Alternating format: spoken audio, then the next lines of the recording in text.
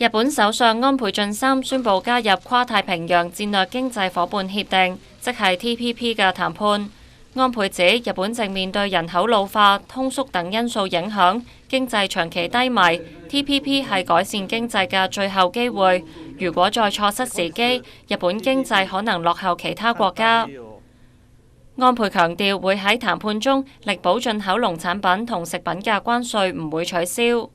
不過政府估計加入協定後，日本國內嘅農林水產品生產總值會減少3萬億日元，即係大約2500億港元。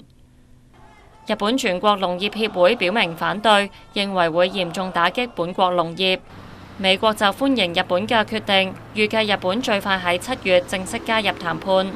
而不被邀請加入協定嘅中國就透過新華社發表文章，指日本加入協定後參與談判嘅12國經濟總量可達27萬億美元，佔全球經濟總量近40%。談判結果將對全球貿易體系以至地緣政治帶嚟深刻影響。文章又指，日本希望透過加入談判，追隨美國嘅亞太戰略，以自由貿易區外交嚟強化日美同盟，壓制中國喺亞太地區經貿格局嘅優勢。